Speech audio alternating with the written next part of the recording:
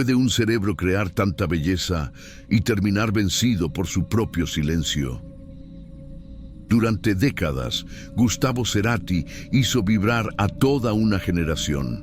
Su música unía países, su voz atravesaba fronteras y, sin embargo, el destino lo llevó a librar su batalla más larga, 4 años entre la vida y la muerte.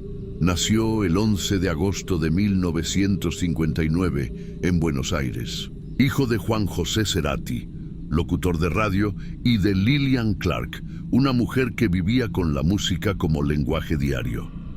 Antes de aprender a leer, ya sabía escuchar. Pasaba horas frente al tocadiscos, absorbiendo el mundo a través de los sonidos. A los 6 años dibujaba superhéroes, pero pronto descubrió que su verdadero poder estaba en una guitarra acústica que su madre le compró. El día que escuchó a Jimi Hendrix por primera vez, supo que el ruido podía ser arte. Desde entonces, la electricidad sería su firma. En la adolescencia se unió al coro de la iglesia solo para experimentar con acordes diferentes. A los 20 ya era un obsesionado del sonido.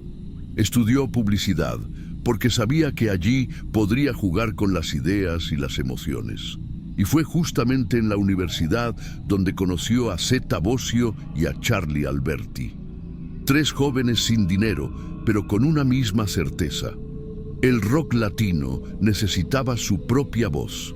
1984. En plena transición democrática, Argentina buscaba libertad. Y Soda Stereo le puso música a ese grito. Su primer disco rompió con todo lo anterior. Ritmos pegadizos, letras irónicas y una estética visual jamás vista en Latinoamérica. No eran solo músicos, eran arquitectos de una nueva cultura. Cerati creaba atmósferas, no canciones. Cuando pase el temblor, Persiana Americana, nada personal. Cada una era una pintura sonora sobre el vacío, la ciudad, la obsesión y la soledad.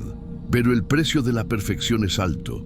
Los viajes, las noches sin sueño, el cigarrillo constante, el ritmo del éxito se vuelven una droga que su cuerpo ya no puede procesar. Su corazón empieza a advertirle. Taquicardias, mareos, temblores. Un médico le dice: descansa o vas a apagar tu propio sonido. Pero Gustavo no sabía descansar. Cada silencio era un vacío que debía llenar con acordes. Su vida sentimental fue una sinfonía de intensidad. Belén Edwards, Cecilia Amenábar, la madre de sus hijos Benito y Lisa, Débora del Corral, Leonora Valcarce, Chloé Bello.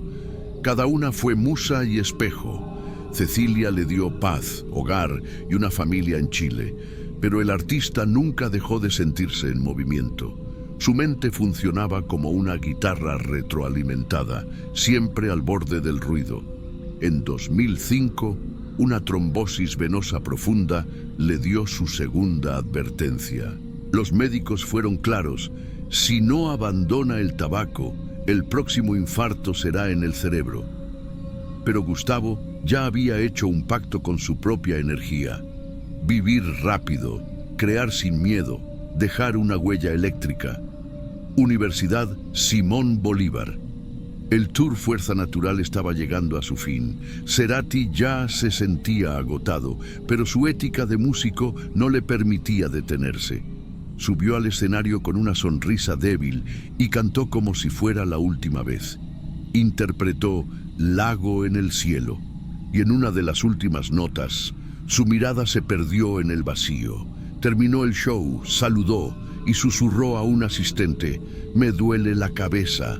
Pocos minutos después, colapsó. Los paramédicos diagnosticaron accidente cerebrovascular isquémico masivo. El flujo de sangre hacia su cerebro se interrumpió. El lado derecho de su cuerpo quedó paralizado. Perdió el habla. En cuestión de segundos, el genio del rock latino entró en el silencio más profundo de su vida.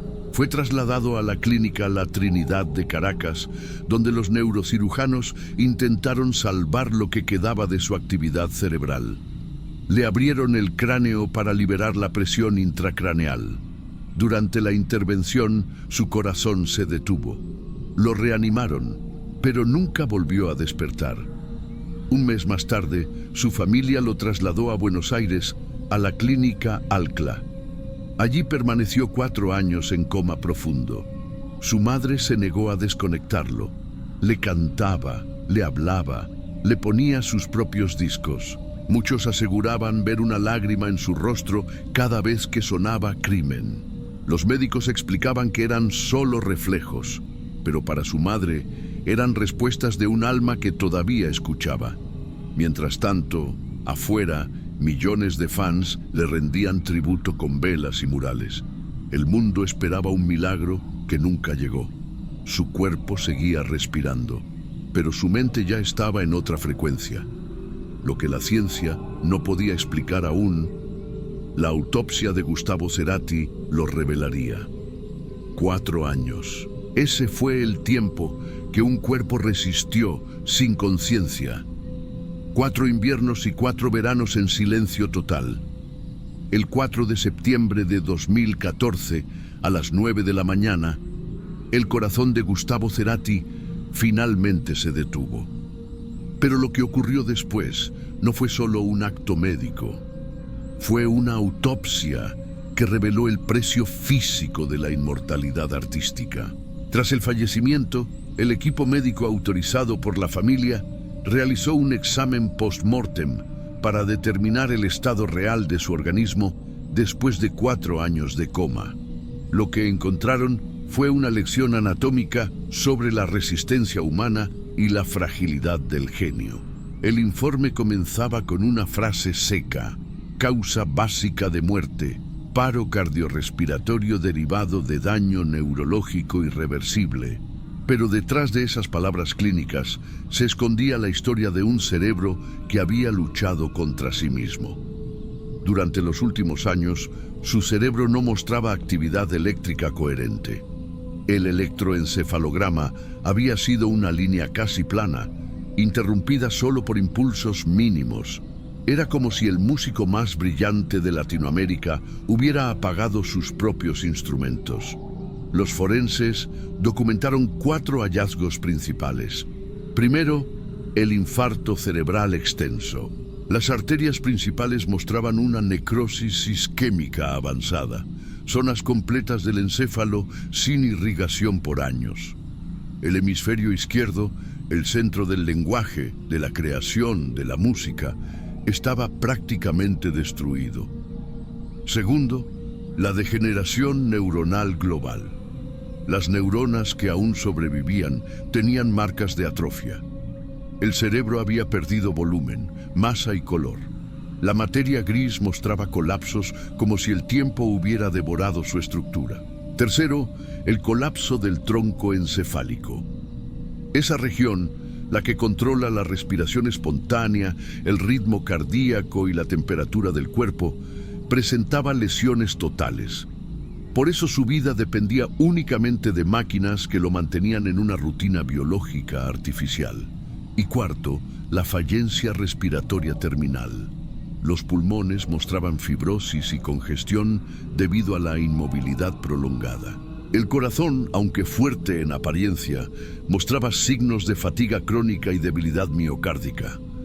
No se encontraron traumas, ni toxinas, ni rastros de sustancias extrañas.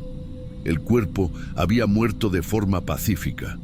El enemigo fue interno, silencioso, progresivo. Durante años, su madre había defendido la esperanza. Afirmaba que sentía su presencia cuando le hablaba, que su pulso respondía al nombre de sus hijos.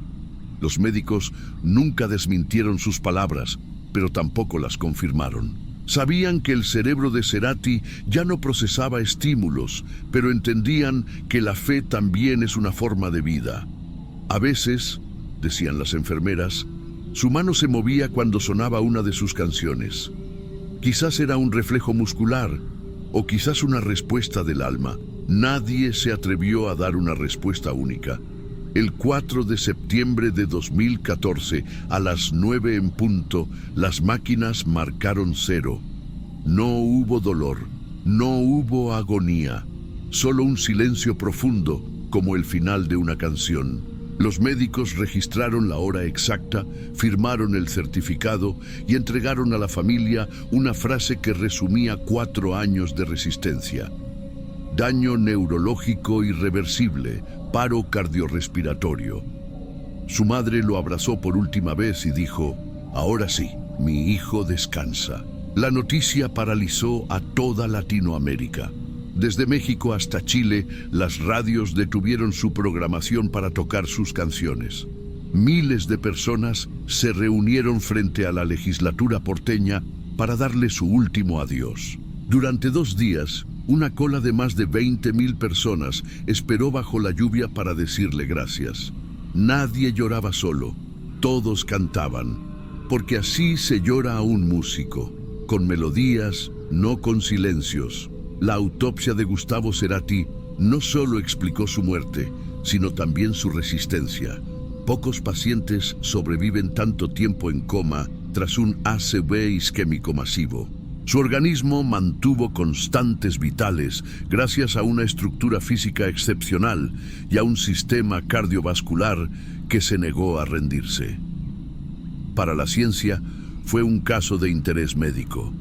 Para la música, fue una metáfora de resistencia.